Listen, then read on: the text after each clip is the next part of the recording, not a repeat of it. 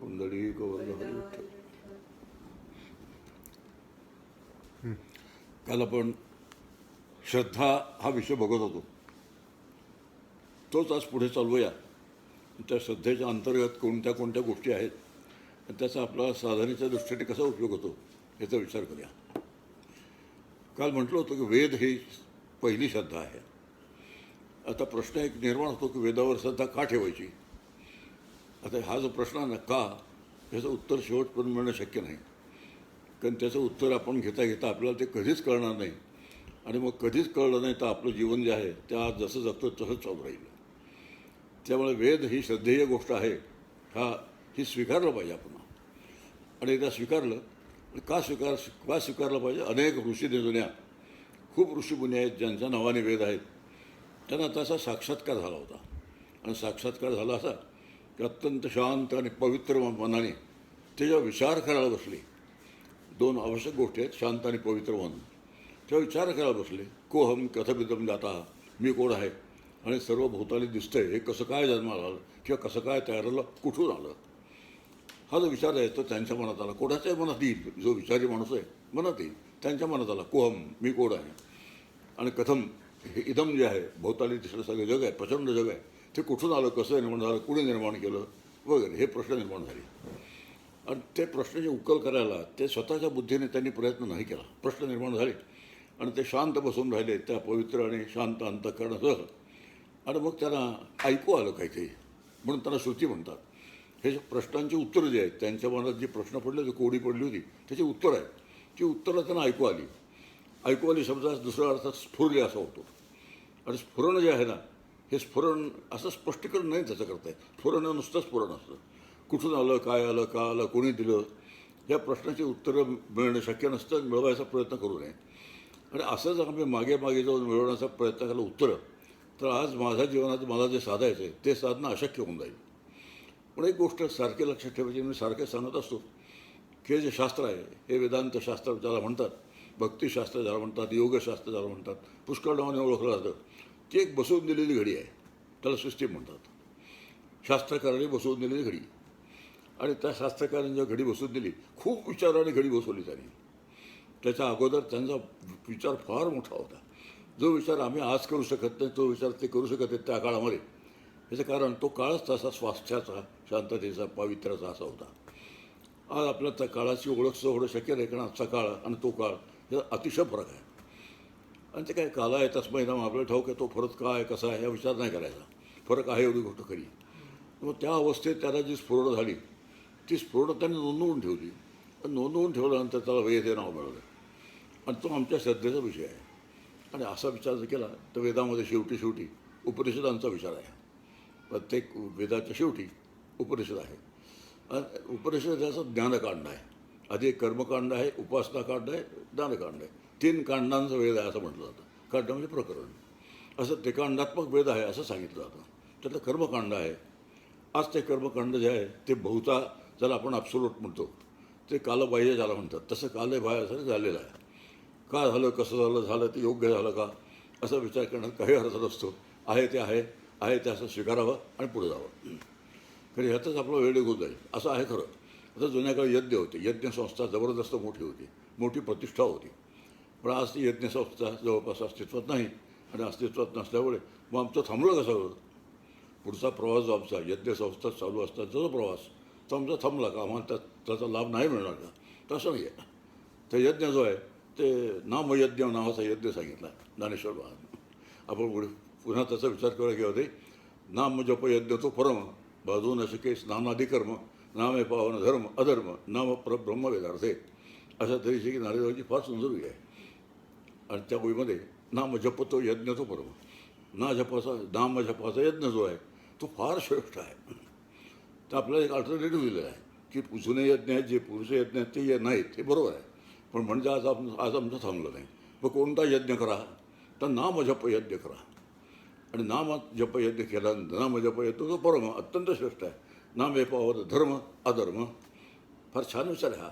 नाम घेतल्याने जे धर्म आहेत तेही पावन होतं आणि धर्म न पाळल्याचा अधर्म आहे तोही पावन होतं. या ठिकाणी कॅच आहे, अधर्म पावन होतो म्हणजे काही करा आणि ते पावन असं नाही, तर धर्म न पाळण्याचा जो अधर्म तोही पावन होतो. आणि एकदा धर्म आणि अधर्म पावन झाले किंवा आपल्याला फार विचार त्याचा करावा लागेल. नाम विपावन धर्म नाम परब्रह्म वेदार्थे. वेदशास्त्रामध्ये नाम हेच परब्रह्म आहे, त्याचा आपण विचार करणार आहोत. आता ते ही बैठक आपण तयार करून घेऊया. आणि तयार करून घेण्याचं एक कारण एकच आहे, या प्रश्नाची केव्हा एकदा आपलं उत्तर मिळालीच पाहिजे. निर्णायक त्याला म्हणतात, ती मिळाली पाहिजे. ती मिळाल्यानंतर आपण ती स्वीकारली पाहिजे. ती स्वीकारल्यानंतर पुन्हा पुन्हा ते प्रश्न निर्माण होऊ नयेत याची काळजी घेतली पाहिजे. नाही तो होईल काय, ते प्रश्नांची उत्तरं पुन्हा पुन्हा शोधण्यामध्ये आयुष्य निघून जायचं नाही. आणि आयुष्य फार शॉर्ट असतं, किती असतं ते आपल्याला माहीत नाही. मी नेहमी विषय म्हणतो, काळ काम आणि वेग. गणित असतात पूर्वी, काळ काम आणि वेग. तर आपल्याला काम काय करायचं आहे, आपल्याला मुक्त व्हायचं आहे. मुक्त व्हायचं आहे म्हणजे काय व्हायचं आहे, बंधन कोणाचं आहे, कोणावर आहे, केव्हापासून आहे, काय, ह्या सगळ्या प्रश्नाची उत्तरं सिस्टीमने दिलेली आहेत. ती उत्तरं शांतपणे स्वीकारणं इतकं वेळ आमच्यापाशी पाहिजे, इतका धीर आमच्यापाशी पाहिजे, इतकं वातावरण आपण निर्माण करून घेतलं पाहिजे, समजलं इतकं. आता हे सगळ्या कंडिशन्स आहेत. ह्या कंडिशन्स आपण जर व्यवस्थित पूर्ण केल्या तर त्याचं जे उद्दिष्ट आहे शेवटचं ते बरोबर होतं. काम काय करायचं, मुक्त व्हायचं. म्हणजे काय होतं नंतर बघूया. किती वेळ आहे आपल्याला माहीत नाही. असं हे ठरवायचं आहे, किती वेळ आहे कोणालाही ठाऊक नाही. आणि कोणाला ठाऊक नाही ह्यामध्येच काय आहे की पुढं आपण नेमकं काय केलं पाहिजे उत्तर मिळतं. ते म्हणतात करावी तातडी परमार्थाची. त्यासाठी त्यांनी उत्तर हे दिले, तुका म्हणे इह लोकींच्या व्यवहारे नका डोळा धोरे भरते राहू. आता हे जरा अवघड गोष्ट आहे आपल्याला. तुका म्हणे जगाचं जे व्यवहार चालतात, जगामध्ये जे घडामोडी होतात, त्यांचा धूर डोळ्यात जाऊ देऊ नका. इह लोकींच्या व्यवहारे नका डोळा धोरे भरून राहू. त्याचं कारण आहे की त्या घडामोडीचं आपलं नियंत्रण काहीच नसतं.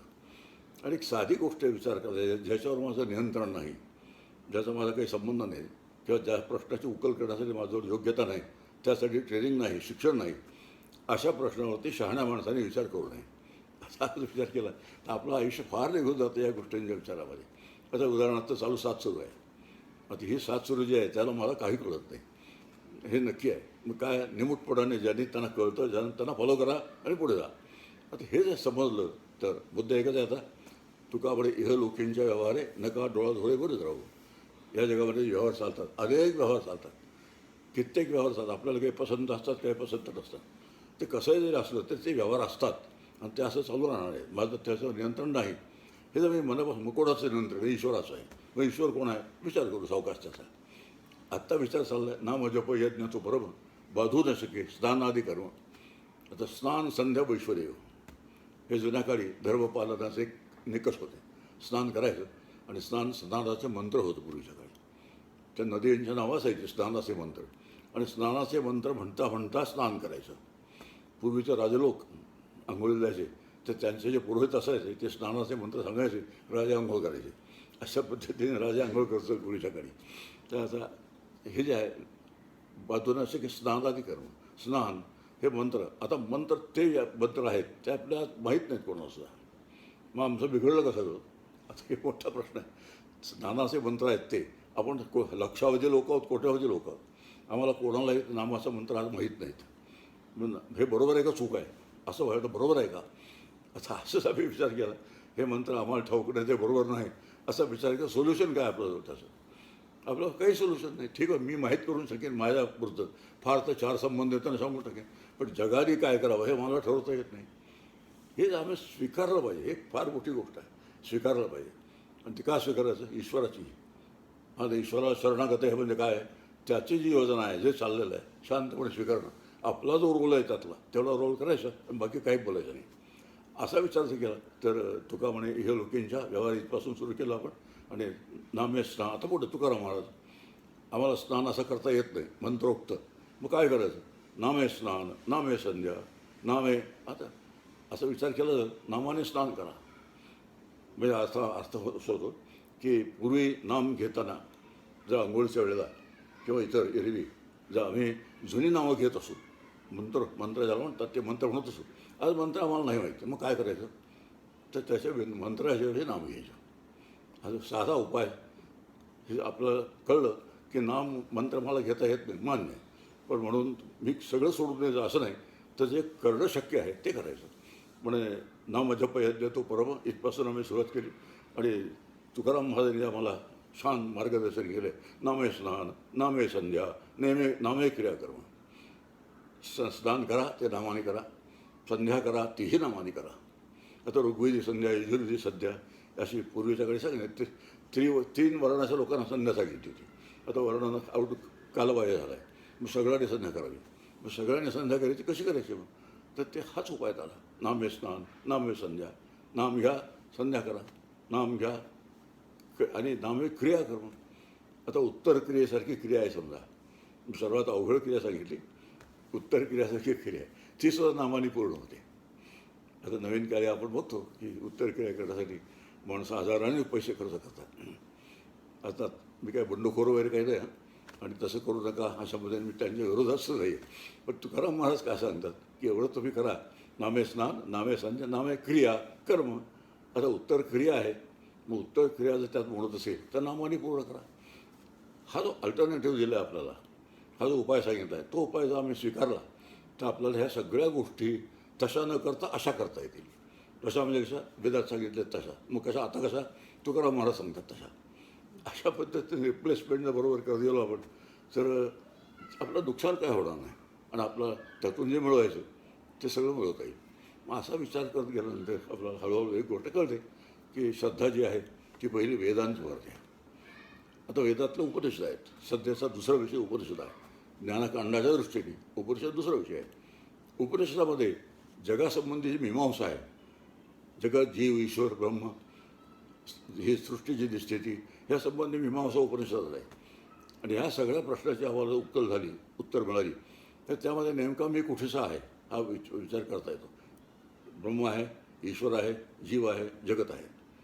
आता चार गोष्टी आपल्या समोर आहेत. ब्रह्म, ईश्वर, जीव, जगत. ह्यांचाच आपल्याला विचार करता तर मी कोण आहे तर मी जीव आहे. मग जीवाने काय करायचं असतं? ब्रह्मज्ञानी हे करायचं, करून घ्यायचं असतं. का करून घ्यायचं असतं? सावकाश विचार करूया. पण त्याच्याभोवती परिस्थिती येते काही जगत आहे. आणि हे जगत कसं आहे? नित्य आहे का अनित्य आहे? हा सगळा विचार आम्ही केला तर तुकाराम महाराज जे मग असे म्हणाले त्याच्या व्यवहारात गुंतून राहू नका. त्याचं कारण आहे जग अत्यंत अस्थिर आहे. आणि जग अत्यंत अस्थिर असल्यामुळे तुम्ही जर जगासंबंधी विचार केला तर तुम्हाला अस्थिरतेमध्येच तुम्हालाही राहावं लागेल. तीच अस्थिरता तुमच्या आतमध्ये येईल आणि तुम्हाला त्यातच राहावं लागेल. आणि असं झालं तर आयुष्य फुकट जाईल. म्हणून जी सिस्टीम आहे वेदांत शास्त्र ज्याला म्हणतात त्याला उपनिषद शास्त्र म्हणतात. आणि त्या उपनिषदामध्ये या सगळ्या प्रश्नांची उत्तरं आपल्याला सापडतात. कसं आहे केवळ उपनिषद जी आहेत ती सर्वांना समजतील असं नाही, किंबहुना बहुतेक लोकांना समजणारच नाहीत. आता ही वस्तुस्थिती आहे. असं का असावं आपल्याला माहिती नाही. काय काय काय असतं? वस्तुस्थिती असते ती शांतपणे स्वीकारण्यात शहाणपण आहे. आणि तिला आव्हान देण्यात आणि असं का तसं का विचारण्यामध्ये आयुष्य व्यर्थ जातं. उपनिषदांचा अर्थ आम्हाला कळत नाही, ही वस्तुस्थिती आहे. मग कोणी अर्थ लावलेत त्याचे छान तर त्याचे स्पष्टीकरण कोणी केले? भगवान शंकराचार्य केले. आता वेद ह्याच्यानंतर आधी वेदानंतर उपनिषद, उपनिषदानंतर शंकराचार्य असा क्रम आहे तो. श्रद्धेचा हा क्रम आपण लक्षात ठेवूया. पहिली श्रद्धा जी आहे ती वेदांवरती आहे. दुसरी श्रद्धा जी आहे ती उपनिषदांवरती आहे. तिसरी श्रद्धा जी आहे ती भगवान शंकराचार्यांवरती आहे. आणि एकच कारण आहे 12च्या 12 उपनिषदावर दशोपनिषद म्हणूया त्यांनी व्याख्या केली, मस्त छानपैकी स्पष्टीकरणं दिली आणि आमच्या हातात ठेवली. आता दुसरा एक प्रश्न आहे की हे त्यांनी केलं खरं काम, पण ते संस्कृत भाषेत केलं. हल्लीच्या दिवसात तुम्हाला एक मोठ्या सगळ्यांनाच अडचण आहे माझ्या सगळं की संस्कृत भाषा आहे ती संस्कृत भाषा नाही कळत. मग भाषेत त्याच भाषेत विचार केला तर ठीक आहे की दुसरी भाषासुद्धा चालेल. आता इथे थोडा प्रश्न आहे तो संतांनी मजेशीर उत्तर दिले. त्याचे समर्थांनी छान उत्तर दिले की समजा एक हिरा आहे. तो हिरा लाकडाच्या पेटीत ठेवला तर हिराच आहे आणि सोन्याच्या पेटीत ठेवला तर हिराच आहे. ती हिऱ्याची किंमत जी आहे ते वरच्या पेटीवरती अवलंबून नाही आहे. पेटी भले सोन्याची असेल, पेटी भरेल लाकडाची असेल, आतला हिरा आहे. असं आतलं जे तत्त्वज्ञान आहे ते तत्त्वज्ञान तेच आहे. भले मराठीत मांडलेलं असं दे तर संस्कृतमध्ये मांडलं असं. एकनाथ महाराजांना प्रश्न विचार की संस्कृत समजा देवाने केलं मग मराठी काय चोराने केलं आहे का? असं दडकून प्रश्न विचार. त्याचा एकच अर्थ असतो आपण संस्कृतमध्ये मला कळलं तरच कळलं असं होत नाही. हे लक्षात ठेवायचं. का लक्षात ठेवायचं? मला संस्कृतचं ज्ञान नाही. आणि संस्कृतचं ज्ञान हे बरोबर आहे का चूक आहे, पुन्हा तोच प्रश्न. या बरोबर चूकच्या प्रश्नात आम्ही जर शिरलं आणि कसं झालं का झालं ह्या प्रश्नाचा विचार करायला लागलो तर आपलं आयुष्य केव्हा संपून जाईल कळणार नाही आणि आपलं आहे ते समाधान वेगळून जाईल. खूप महत्त्वाची गोष्ट आहे. आपलं जे समाधान आहे, जे समाधान असल्याशिवाय आम्हाला साधना करता येणार नाही, ते समाधान जर बिघडून गेलं तर आम्हाला मिळणार का, हातात काय मिळणार. तर असा विचार करायचा बरोबर. आम्ही शंकराचार्य हे आमचे दुसरे श्रद्धास्थान आहे. शंकराचार्य नाही समजत, मग आता काय करायचं. मग आहेत आमचे निवृत्ती ज्ञानदेव, सोपान मुक्ताबाई, एकनाथ नामदेव, तुकाराम, रामदास, गोरोबा, मोठीच्या मोठी जंत्री आहे. यांच्यावरती श्रद्धा ठेवूया आणि यांच्यावर जर श्रद्धा ठेवली तर सगळं वेद जे आहेत, वेदांत जो आहे तो ते मराठीत आणला आपल्यासाठी. आणि मराठीत आणल्यामुळे तो आम्हाला सुलभ झाला, सुकर झाला. सुलभ जरी झाला असला, सुकर जरी झाला असला तरी तो तरीसुद्धा समजावून घेतल्याशिवाय त्याला मार्ग द्यायचा. मराठीत आणला म्हणून सगळं समजलं असं होत नाही. तर मराठीत जे आणलं असतं ते सुद्धा चांगल्या प्रकारे समजावून घ्यावंच लागतं. जसं समजावून नाही घेतलं तर पुन्हा ते ग्रीक अँड लॅटिनला होऊन जाईल. तर असं राहण्याची काळजी घेतली पाहिजे. म्हणून संत जे आहेत हे श्रद्धास्थान आहे आमचं. आणि आमचं एक श्रद्धास्थान असतं श्रीगुरु, हे श्रद्धास्थान असतं. खरं काय, ते श्रद्धास्थान असलं तर एकच कारण आहे की त्याने जे वाचलेलं असतं, ऐकलेलं असतं, ते अनुभवलेलं असतं. म्हणजे अनुभवलेलं असतं ते आमच्यासमोर मांडलेलं असतं. त्याने अनुभवलं असलं कशावरून. आता असा प्रश्न विचारत झालं कशावरून, ह्या प्रश्नाला उत्तरच नाही आहे. आता अनेक जण श्रद्धा ठेवतात त्यावरून. श्रद्धा का ठेवतात, बरेच लोक असतात कोणावरही श्रद्धा ठेवतात आणि काही होतं म्हणून. मग ते बरोबर आहे का. मग त्याला दासबोधामध्ये श्री गुरु लक्षण नावाचा समास आहे, शिष्य लक्षण नावाचा समास आहे, साधन निरूपण नावाचा एक मोठा समास आहे. त्याचा आधार घ्यावा आणि त्याने कशावर ताडून बघावं. जमलं तर ठीक आहे, नाही जमलं सोडून द्या. असे संतांनीच आमच्यासमोर उपाय सांगितले. संत असं म्हणत नाही की आम्हाला तुम्ही काही प्रश्न न विचारता स्वीकारा, असं म्हणत नाही संत. तर तपासून घ्या आणि तपासून घेतल्यानंतर स्वीकारा. आणि स्वीकारल्यानंतर याचा पुन्हा मग गडबड करू नका. विचार करून स्वीकारा, नाही तर मग गडबड केली तर गडबडचं आयुष्य निघून जाईल.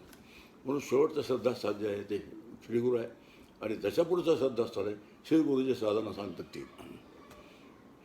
असं आहे, सगळे श्रीगुरू सगळ्यांना सारखी साधना सांगतात असं नाही. प्रत्येक संप्रदायामध्ये वेगवेगळ्या पद्धतीने साधना सांगतात. मग तशी त्यांची तशी का आणि यांची अशी का, परत ते आपल्याला माहीत नाही. मला माहीत नाही हे वाक्य उच्चारायला संकोच वाटू नये. आणि मला हे श्रीगुरू आहेत माझे, मग त्याने आपल्याला हे सांगितलं मी असं करणार आहे. तो तसं करतो आहे, मग त्याला प्रश्न आहे, तो त्याचा प्रश्न आहे, त्याच्या श्रीगुरूंचा प्रश्न आहे. आपण त्यात पडण्याचं काही गरज नाही. तर असं होतं की शिष्यमंडळी आपापसात जेव्हा चर्चा करतात तेव्हा मग तुझं बरोबर का माझं बरोबर, हे चांगलं ते चांगलं, अशी चर्चा होऊन जाते. आणि चर्चा झाली की एकदा स्वीकारलेलं असतं ते डळमळीत होऊन जातं. आणि असं डळमळीत झालं की आयुष्य डळमळीतच निघून जातं. हे कितीतरी त्याच्यामध्ये ज्याला खड्डे म्हणतात किंवा पडण्याच्या जागा असतात, त्या जागा तिथे आहेत. म्हणून श्रद्धा हा विषय आपण ह्या पद्धतीने समजून घ्यायचा प्रयत्न केला आहे की आधी श्रद्धा, ब्रह्म आहे नावाची गोष्ट आधी श्रद्धा आहे. आता त्याचा आपण विचार करूया. ते कशावरून आहे, वेदात सांगतात त्यावरून. वेदात सांगतात ते कळायचं कसं, उपनिषदात कळेल. उपनिषदांची व्यवस्था लावायची कशी, शंकराचार्याने. शंकराचार्याला कळायचे कसे, संत वाङ्मय. बरं, संत वाङ्मय कळलं म्हणजे आम्हाला सगळं कळतं असं आहे का. आता एक मजेशीर गोष्ट सांगतो. तुकाराम महाराज एक अभंग आहे, तुका म्हणे खावे प्यावे जमा खर्च तुझ्या नावे. तुकाराम महाराज छान अभंग आहे. तुकाराम महाराज म्हणतात खावं प्यावं आणि विठ्ठला त्याचा जमा खर्च तू बघून घे. म्हणजे याचा अर्थच नीट कळला नाही तर मोठी पंचायत होईल. की देहूमध्ये एक हॉटेल होतं, त्यात तुकाराम महाराजांचा अकाउंट होता. त्यामध्ये सकाळी कटवडा, संध्याकाळी बटाटेवडा खात होते आणि महिन्याच्या महिन्याला विठ्ठल देऊन बिल भागवून जात होता. आता अशी व्यवस्था जर आम्ही केली तर ते संत वाङ्मयाचा निकाल नाही लागेल तर काय होईल. तसं नाही का, मग याचा अर्थ तुम्हाला तुकाकडे खावे प्यावे जे माझं वर्तन होईल मोक्षस्थितीमध्ये धर्माचं अगर अधर्माचं, ते जसं होईल तसं त्याचा विचार तू कर. त्याचा निकाल जो आहे तो तुला माझ्याशी काही संबंध नाही, कारण आम्ही त्याच्यापेक्षा वेगळे झालो. त्याला उपनिषद आहे, स पुण्य पापे विधेय परमसाम्य उपैही. पुण्य आणि पाप ह्या बाहेर टाकून तो परमसाम्य अवस्थेला पोचला असतो. आता हे घडी बसून बरोबर घेतली. हे सांगायचा उद्देश काय की संतांनी सांगितलं म्हणून ते सगळंच कळलं असं होत नाही. त्यावेळेला संतांची भाषेचं पुष्कळ गूढ असते. संतांच्या रचनामध्ये असं पुष्कळ शास्त्र आलेलं असतं. ते शास्त्राची आम्हाला कल्पना नसते. म्हणून संत आम्हाला कळत आहेत म्हणून सगळं आम्हाला कळलं असं होत नाही. म्हणून त्यांचं वाङ्मयसुद्धा जाणत्याकडून समजावून घ्यावं लागतं. आता हा सगळा विचार श्रद्धेच्या संदर्भात केला तर आधी श्रद्धेचा पहिला विषय जो आहे तो ब्रह्म, याचा थोडा विचार करूया. तर ब्रह्म शब्द म्हटल्यानंतर पुष्कळांच्या मनामध्ये एक शब्द येतो, ब्रह्मघोटाळा. कायम शब्द आहे. आणि आम्ही व्यवहारामध्ये काही कळेन असं झालं की म्हणतो हा सगळा ब्रह्मघोटाळा दिसतो. आता ह्याचा अर्थ होतो ब्रह्म हा घोटाळ्याचा विषय आहे असं कायम सगळ्यांच्या मनात बसलेलं असतं. आणि ते आहेही खरं आहे. तो घोटाळा सोडून घ्यायची ताकद आमच्याजवळ आहे, ते सोडून द्यायची ताकद ते सांगणारे त्यांच्यापर्यंत आहे. पण आता ब्रह्म हा शब्द जो आहे हा शब्द नाही आहे मुख्य गोष्ट. आता एक श्रीकृष्ण नावाचा शब्द आहे, दुसरे आणखी पुष्कळ शब्द आहेत. हे शब्द असतात, ते नामं असतात. त्यामुळे ब्रह्म हे नाम नाही आहे. मग काय आहे ते? ब्रह्म एक कन्सेप्ट आहे. आता ज्याचे नाम असतं रूप असलंच पाहिजे असं नियम आहे. काही काही गोष्टी बेसिक गोष्टी असतात, जसे रूप असतं त्याचं नाम असलं पाहिजे. आता समजा नाम आहे त्याला रूप नाही म्हटल्यानंतर हे नाम कोणाचं कशाचं कोणाचं काहीच कळत नाही. रूप आहे त्याला नाम नसेल तर सांगता येणार नाही, बोलता येणार नाही. ह्या पद्धतीने विचार केला जिथे रूप आहे तिथे नाम आहे. जिथे नाम रूप आहे तर ब्रह्म हे नाम आहे का? मग कारण ब्रह्माला रूप नाही, ते अरूप आहे. ही पहिली गोष्ट आहे. ब्रह्म अरूप आहे नियम. आणि अरूप असल्यामुळे कोणालाही दाखवता येणार नाही, कोणालाही दिसणार नाही.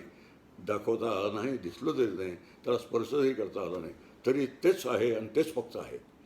आता श्रद्धेचा फार मोठा विषय हा. जे दाखवता येत नाही डोळ्याने, त्या हाताचे स्पर्श कळत नाही, कानाने ऐकू येत नाही. ब्रह्मशब्द ऐकू आला पण ब्रह्म नाही ऐकू आलं. असा विचार केला तर ब्रह्माचा वास येत नाही, उत्पत्तीचा वास येईल तर ब्रह्मासमोर लावलेला आहे. पलीकडे काही सोडा नाही. म्हणून आज ज्ञानेंद्रियाने ब्रह्म कळत नाही हा पक्का विषय आहे. आणि म्हणून मग त्याच्या मदतीने ब्रह्म समजून घ्यायचा प्रयत्न करू नये हा दुसरा त्याचा परिणाम आहे. जर आम्हाला काही विचारणारे लोक असतात, ते ब्रह्म असेल तर आम्हाला दाखवा. तुम्ही दाखवलं तर आम्ही स्वीकारतो, नाही तर स्वीकारणार नाही. आता त्याचं उत्तर फार सोपं आहे. तुम्ही स्वीकारण्यापासून आमचं काही अडलेलं नाही आहे. आता इथे आम्ही फार फर्म असलं पाहिजे. तुम्ही स्वीकारत नाही ना, माझं तो स्वीकारलं पाहिजे असं मुळीच आग्रह नाही. कारण त्यात नफा नुकसान कोणाचं झालं जर तर तुझं आहे, माझं काही नफा नुकसान नाही. माझं काय होणार आहे ते मला चांगलं माहिती आहे. कारण माझी 100% श्रद्धा आहे. जे काही मी बोलतो, जे मी ऐकतो, जे मी प्रत्यक्षात करतो, 100% श्रद्धा आहे. आणि अशी 100% श्रद्धा असल्यामुळे ब्रह्म नावाचा शब्द आमच्यासमोर जेव्हा येतो तेव्हा कसं आहे ते असा एक विचार येतो. आणि कसं आहे येताना सुद्धा ते कसं नाही हे सांगण्याचा उद्देश असतो. परमार्थ शास्त्रामध्ये काही गोष्टी अशा आपल्याला किचकट वाटतात आणि किचकट वाटतात. आता उदाहरणार्थ ब्रह्म सच्चित आनंद रूप आहे असं आम्ही नेहमी ऐकतो. सतरूप आहे, चितरूप आहे, आनंद रूप आहे. त्याचं सतरूप आहे म्हणजे हे ब्रह्माचं विशेषण झालं का?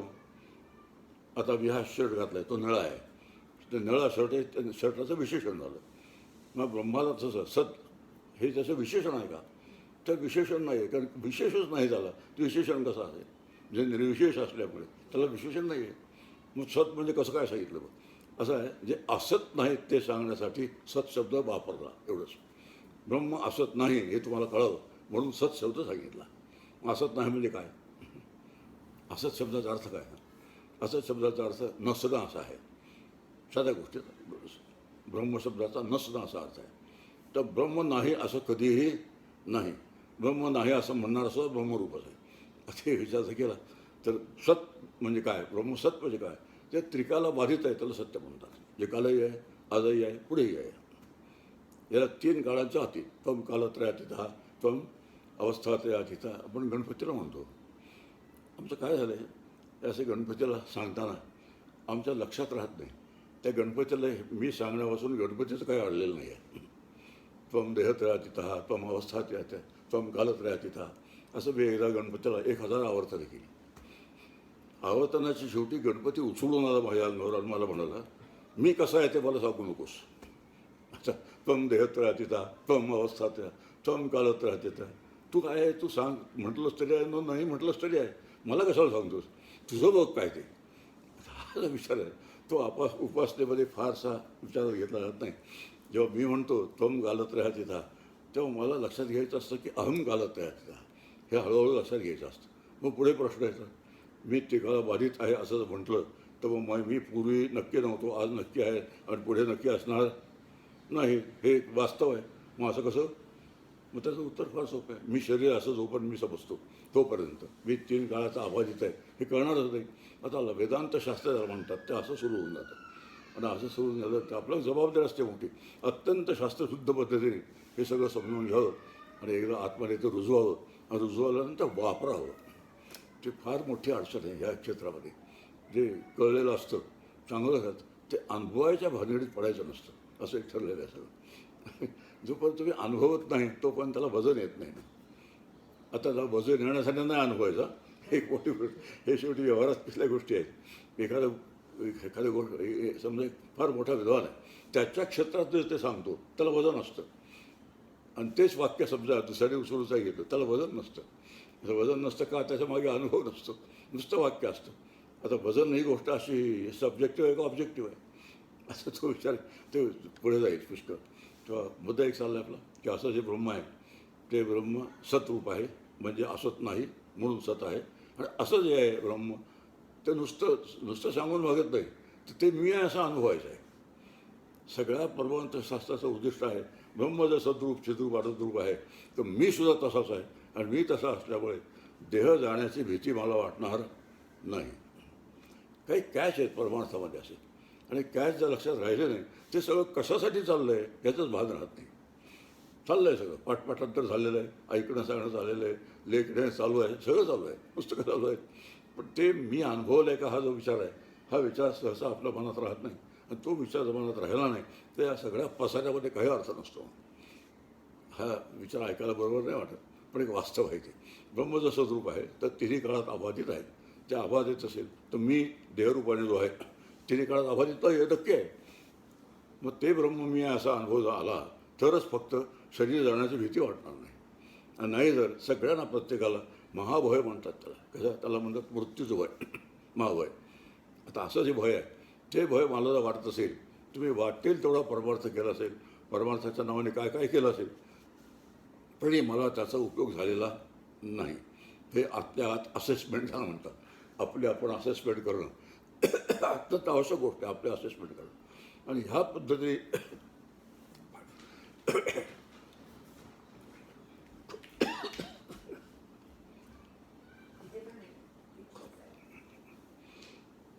देह खोकतं बरं का, मी खोकत नाही आहे.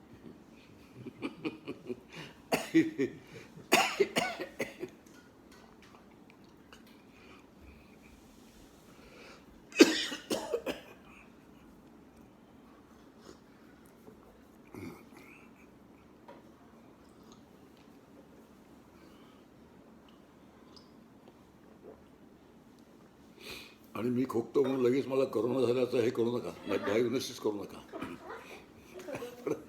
पण आता पुढे जाऊया. ब्रह्मा नावाची एक वस्तू आहे, ते सद्रूप आहे, छिद्रूप आहे, आनंदरूप आहे. हे जर नीट लक्षात घेतलं आम्ही, सत म्हणजे शब्दाचा आम्ही अर्थ समजून घेतला. चित म्हणजे त्याला ज्ञान आहे. ते ज्ञान कसं आहे, फार मोठा विषय हा. ज्ञान नावाचा, चित नावाचा जो विषय आहे तो खूप मोठा आहे. आणि ज्ञान नावाचा शब्द उच्चारल्याबरोबर, समजा मी ज्ञान हा शब्द उच्चारला तर मला लगेच प्रश्न विचारतील, कोणाचं ज्ञान, कशाचं ज्ञान, कशाने ज्ञान, केव्हापासून ज्ञान, किती ज्ञान. एवढ्या सगळ्या प्रश्नांची उत्तर मिळाल्याशिवाय आमच्या व्यवहारातला ज्ञान शब्द सिद्धच होत नाही. खूप महत्त्वाची गोष्ट आहे. आणि परमार्थामध्ये कोणाच कशाचं ज्ञान, कशाचंच नाही. कसं आहे, एक ती वस्तू नाही आहे मग त्याचं ज्ञान व्हावं. हे रूप नाही त्याला म्हणून त्याचं ज्ञान व्हावं. ते स्वरूप आहे. आता स्वरूप आहे म्हणजे काय, पुन्हा कोणात टाकणार प्रश्न. हे जे शरीर आहे त्याला रूप असं म्हणतात. या शरीरामध्ये व्यापून असणारे जो ब्रह्म आहे त्याला स्वरूप असं म्हणतात. रूपाच्या आतमध्ये स्वरूप आहे. आणि स्वरूप जे आहे ते शोधण्याचा प्रयत्न करणं, ते मी आहे अनुभवाचा प्रयत्न करणं, याला परमार्थ म्हणतात, याला साधना म्हणतात. रूप मी आहे सगळ्यांनाच ठोक असतं. ते गडबड झाली ती तिथेच झाली. मी रूप असल्यामुळे मग मी उंच आहे का, मी काळा आहे का, गोरा आहे का, अमुक आहे का, तमुक आहे का, वगैरे वगैरे, हे सगळं रूपाच्या अनुषंगाने विचार सुरू होतात. आणि हे विचार सुरू झाले की आपला सगळ्यांचा अनुभव आहे की देह नेहमी बदलता असतो. आणि देह जेव्हा बदलता असतो तर बदलता देह बघायला बरोबर नाही वाटत माणसाला. ते एक आणखी गडबड आहे. बदलता देह, मी लहानपण होतो 20-25 वर्षाचा, काय छान दिसत होतं. त्या आरशात बघावं असं वाटत होतं, किती छान किती छान. आता मला आरशात बघावंच वाटत नाही. मग त्याचा एक मी मार्ग काढला आहे की सगळ्या टेक्नॉलॉजी सुधारलेली आहे, पण आरशाची टेक्नॉलॉजी बिघडलेली आहे जास्त. का, मी पूर्वी दिसत होतो आता असा दिसतो, आरशात काय अर्थ नाही. आता हे का आलं, देह तादात्म्यामुळे हे आलं. देह तादात्म्य जिथे असतं तिथे कितीही देहाची डागडुजी केली, चांगला शब्द आहे डागडुजी. डागडुजी नेहमी इमारतीची करतात, बिल्डिंगची करतात. आता हे सुद्धा एक इमारतच आहे. आमच्या मुरगुडच्या भागामध्ये शरीराला इमारत म्हणण्याची पद्धत आहे. आणि डॉक्टर पूर्वी म्हणतच मला ह्यांची इमारत फार दाणी आहे, म्हणजे कोणाची माझी. आता इमारत शब्दाचा अर्थ शरीर असं होतो. असं थोडंसं विचार केला आपण, तर हळूहळू देह तादात्म्यातून सुटका झाली तर हे विचार जे असतात ते गौण होऊन जातील. आणि हे विचार गौण झाले तर आपलं आत्मस्वास्थ्य बिघडणार नाही, आपलं समाधान बिघडणार नाही, शांती बिघडणार नाही, तृप्ती बिघडणार नाही. परमार्थ ते परवलीचे शब्द आहेत. शांती, तृप्ती, समाधान, निर्भयता आणि आनंद. आणि जिथे हे नसतं तिथे परमार्थ नसतो, जिथे असतं तिथे परमार्थ असतो. काही संबंधी फार क्लिअर पाहिजे सगळं. त्यामध्ये जरा ॲम्बिग्युटी, अस्पष्टता, असाही असेल तसंही असेल असं नाही चालतं. हे असंच आहे.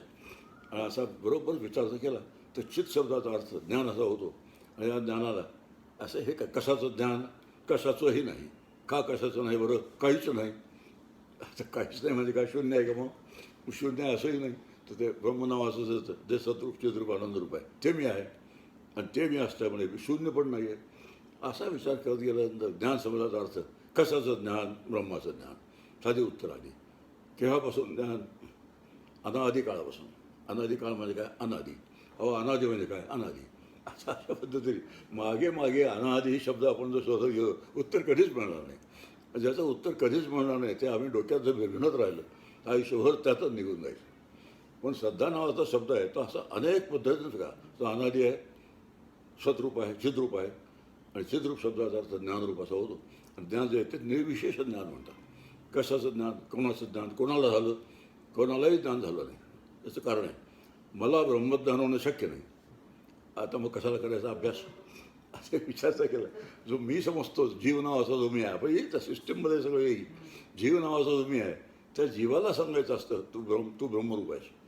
आणि तो जो मूळचा ब्रह्मरूप असेल तर जीव हा पत्करलेला आहे त्याने. आणि जो पत्करलेला आहे तो मी आहे हे बरोबर नाही. कितीतरी पद्धतीने हा परमार्थशास्त्र समजून घ्यायचं असतं. आणि एवढं समजायचा धीर ज्याच्यापाशी आहे. धीरही लागतो, बुद्धिमत्ताही लागते, अनुकूलताही लागते आणि श्रद्धाही लागते. एवढ्या सगळ्या गोष्टी जिथे एकत्र येतील त्या ठिकाणी मग आता वेगळं एकत्र येईपर्यंत झाल्यानंतर माझा परमार्थ सुरू होईल असं म्हणा बघा. असं अशा पद्धतीने विचार केला तर असं कसं एकत्र येईल? अनुकूलता. आता अनुकूलता शब्द बरोबर कशाला अनुकूल म्हणायचं? आता मोठा प्रश्न आहे. अनुकूल कशाला म्हणायचं? तसं म्हणजे माझं घर आहे मुरगुडला, बऱ्याच जणांनी पाहिले. ते घर मला अनुकूल आहे असा जर मी विचार केला नाही. ते एखाद्या मोठ्या राजवाड्यात जेव्हा मी जाईल तर राजवाड्यात तो राजवाडा बघितल्यानंतर मला असं वाटेल कसलं आहे माझं घर, त्यात मी बसून साधना कशी काय करणार असं मला वाटलं. तर अनुकूलता जी आहे ती अनुकूलता विचारात न घेता जे माझं नाही त्याचा विचार जर आम्ही फार केला आयुष्यात निघून जाईल. कितीतरी ॲस्पेक्ट्स आहेत परमार्थशास्त्राला, अनेक ॲस्पेक्ट्स आहेत. आणि ते सगळे ॲस्पेक्ट ज्या त्या वेळेला विचारात घेऊन त्याचं निराकरण जर केलं नाही तर त्यातच आमचं आयुष्य सगळं निघून जाईल. म्हणजे हे सगळं माहीत पाहिजे, प्रत्येक गोष्ट माहीत पाहिजे. पण समर्थांचा एक फार छान विचार की जो साधक आहे त्याला कळलं जर नाही तर त्याच्याकडून योग्य परमार्थ होणार नाही. ओवी आहे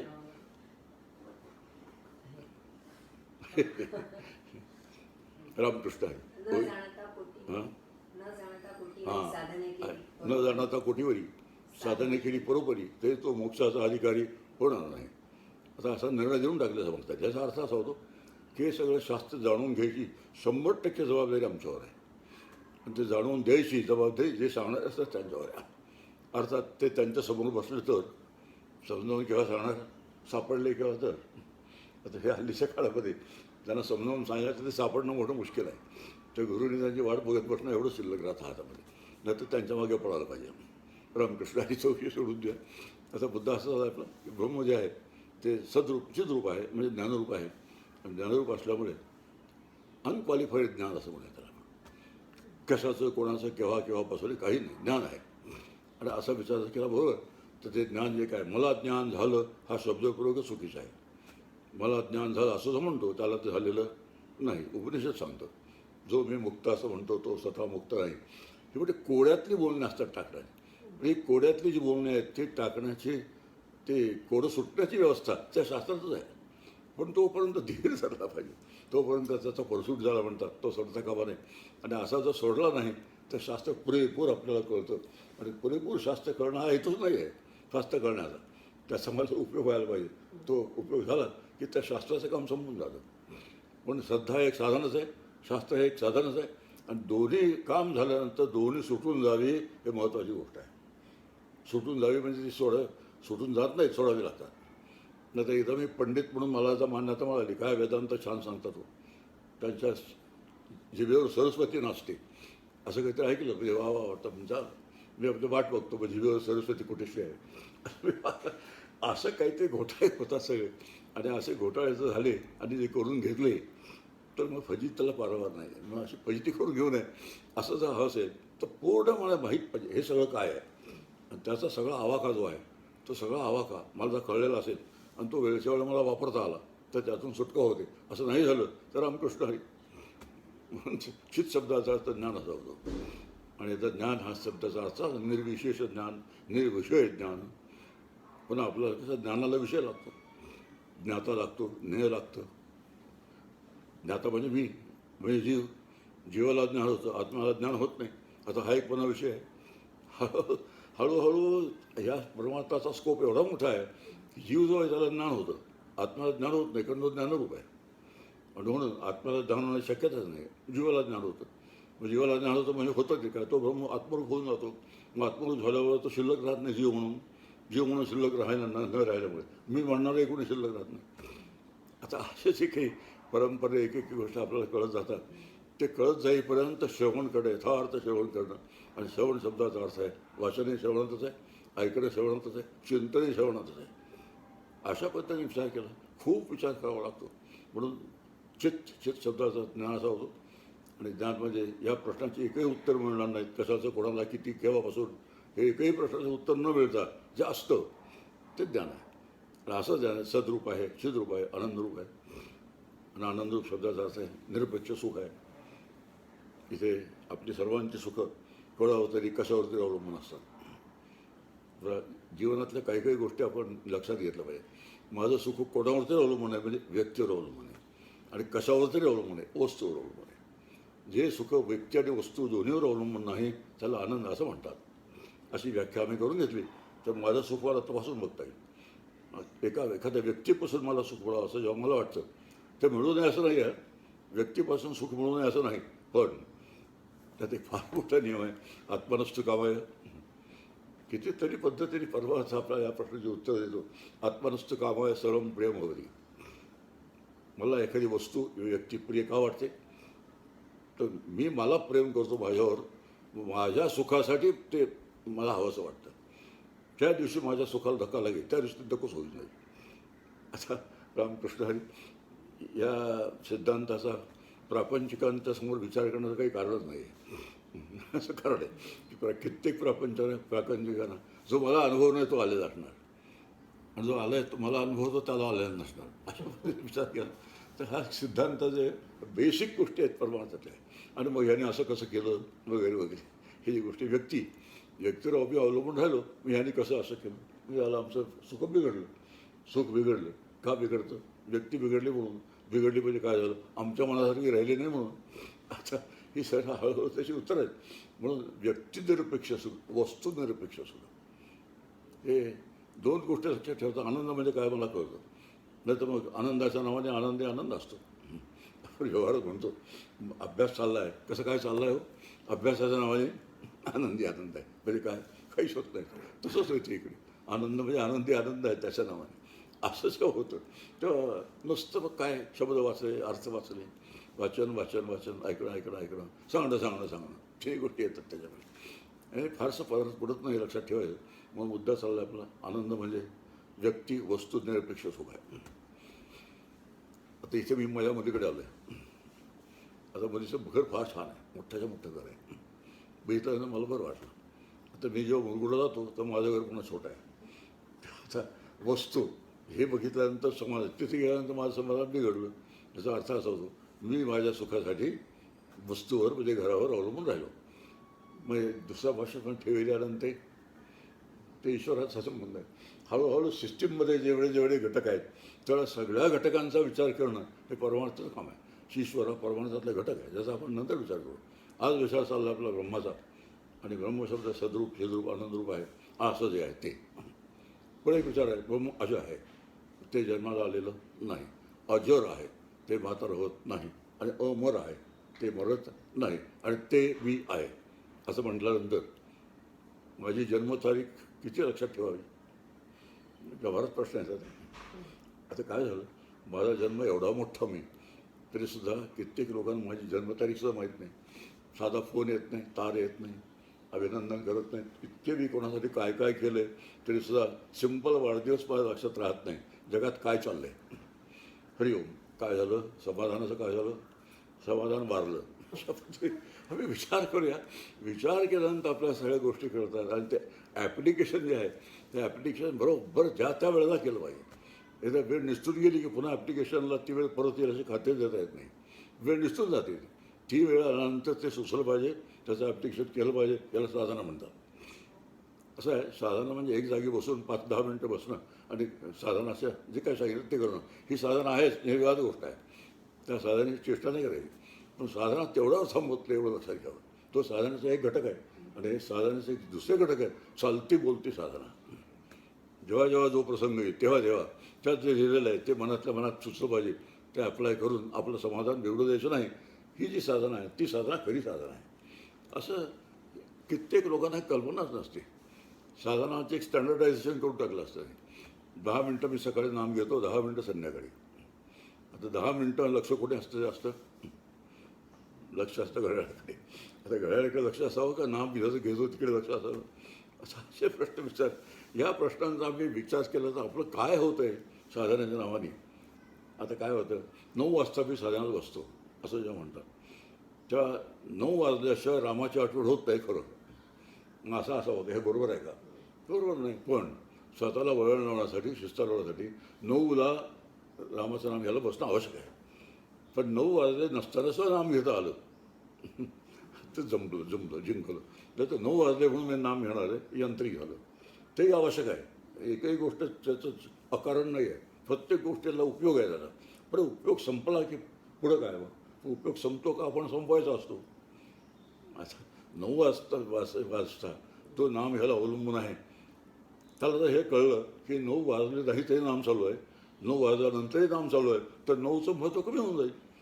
आता हे सगळं बरोबर लक्षात घ्यायचे. आणि असं जर लक्षात घेतलं आपण तर पुढे जी साधना आहे त्या साधनाला वळण मिळतं, त्या साधनेत प्रगती होऊन राहते. आणि असं जर घेतलं नाही तर नावाच्या नावाने जे काय आमचं चाललेलं असतं किंवा साधनेच्या नावाने तेवढं शिल्लक राहतं, बाकी फार सगळं शिल्लक राहत नाही. असा विचार करत गेला आपण तर मग हळूहळू आपल्याला ब्रह्म अज आहे, अजर आहे, अमर आहे, 3 गोष्टी काढल्या. ब्रह्म जन्माला आलेलं नाही, शरीर जन्माला आलं आहे. ब्रह्म म्हातारा होत नाही, शरीर म्हातारं होतं. ब्रह्म मरत नाही, शरीर मेल्याशिवाय राहत नाही. असं उपदेत असे अनियम आहे. हे सगळे गोष्टी लक्षात आले तर ते मनामध्ये ठाण मांडून बसतात. मी जन्माला आलेलं नाही, मी म्हातारा होत नाही. मग म्हातारपणातली दुःख जी असतात म्हणजे कल्पनेतली दुःख. आता म्हातारपणात आजार होईल, क्षमता कमी होईल, हे तर होणारच आहे. पण आता मी म्हातारा दिसत राहिलो, मग ते मला कुठे धड बघत नाही वगैरे असे रामकृष्ण हरी असे जे विचार मनात येतात ते सगळे विचार मनात येणं. आता कोणी बघत नाही, आज जगत सत्याचं आलं की नाही. मग कसे विचार असतात, माझ्याकडे कोणी बघत नाही असं जेव्हा मी म्हणतो तर बघणारे लोक जगत असतात. मग जग सत्य का मिथ्या, जग मिथ्या शास्त्राप्रमाणे. पण इकडे जगापासून माझं अडतं. जगावाचं व्यवहारात चालत नाही. जगावाचं ही गोष्ट खरी आहे. सगळा मला व्यवहार जगातच चालतो. पण जगात व्यवहार चालला म्हणजे शरीराचा व्यवहार जगात चालतो, माझा नाही चालत. मी आत्मरूप जो बी आहे त्याचा व्यवहार चालत नाही. ही वाटणी जी आहे ही वाटणी सतत लक्षात राहिली पाहिजे. म्हणून अजर अमर अमेय. आता पुष्कळ आहे. अमेय म्हणजे ज्याचं मोजमाप घेता येत नाही. मग देव केवढा मोठा आहे. आमच्या घरात 1 फुटी मूर्ती आहे, हे बरोबर आहे. ती मूर्ती असायलाच पाहिजे ते. पण ते तेवढंच नाही एवढं लक्षात ठेवायचं. आणि हे जर लक्षात राहिलं तर व्यापकता म्हणजे काय आपल्याला कळतं. आणि व्यापकता म्हणजे काय, आणि पुन्हा तेवढा मी व्यापक आहे. मग पुन्हा उपयोग करायचा, मी देह एवढा व्यापक नाही असं, मी घरा एवढा व्यापक नाही, मी माझ्या व्यवसाय एवढा व्यापक नाही. असं आहे. व्यवसाय खूप मोठे असतात लोक, व्यवसाय व्यापुष्कळ असतात, घराचाही व्यापुष्कळ असतात. एक मुरगुडमध्ये पाहिजे, एक महाबळेश्वरला पाहिजे, गणपतीपुळाला पाहिजे. मी का बरं पाहिजे, एक थंड हवेच्या ठिकाणी, एक समुद्रकाठी. म्हणजे काय, तिथे ते जावं आणि आनंदाने राहावं. हे सगळे विचार आहेत. व्यवहाराला अजिबात अडचण नाही. पण ते म्हणजे मी, आणि ते असलं तर आपण आहे, नाही तर नाही. हे असतं का नाही. असं विचार केला तर अजर आणि अमर 3. आत्ता आपण कसा विचार केला, अमेय आहे. अप्रमेय आहे. आता विष्णू सहस्त्रनामामध्ये म्हटलं तर विष्णूचे नाव आहेत, म्हटलं तर ब्रह्मचं त्यात वर्णन आहे. बघा शंकराचार्यांनी फार सुंदर युक्ती केली.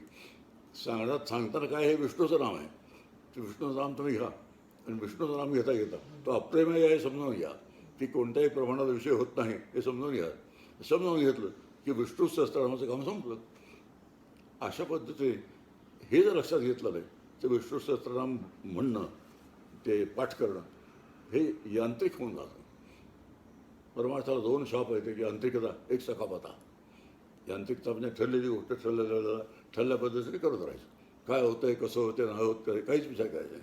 आणि सकामता, इतकं केलं मी, तितकं केलं, असं केलं तसं केलं तरी माझं असं कसं असा विचार आहे. हे रडगाणं आहे. आणि रडगाणं जे ते परमार्थ चालू असतं ते परमार्थ नसतो. म्हणून दोन शाप आहेत. त्या शापातून मी माझी सुटका करून घ्यायची. जग करून घ्यायची नाही हा माझा प्रश्न नाही. मी माझ्यापुरती त्यातून सुटका करून घ्यायची. आणि सकामता एकही, जेव्हा मी इतकं केलं तुझं काम, कोणाचं काम, ती प्रवचनं केली मी देवा तुझ्यासाठी, झालं ते वारला था. पण देव म्हणतो माझ्यासाठी केलं, तुझ्यासाठी नाही केलीस तू. मग तुझं कल्याण तुझ्या हातात होतं ते नाही केलं, मला या तुझ्या करण्याची काही गरजच नाही. अशी वाटते होऊन गेलं तर आपण काय करायचं असं विचार केला. अरे का माझा कुठेतरी फार मोठ्या घोटाळे होतात आणि चुका होतात. ते घोटाळे चुका नीट लक्षात घेणं एक साधकाची जबाबदारी असते. आज थांबूया. रामकृष्ण हरी. विठ्ठल विठ्ठल विठ्ठल विठ्ठल विठ्ठल विठ्ठल विठ्ठल विठ्ठल विठ्ठल विठ्ठल विठ्ठल विठ्ठल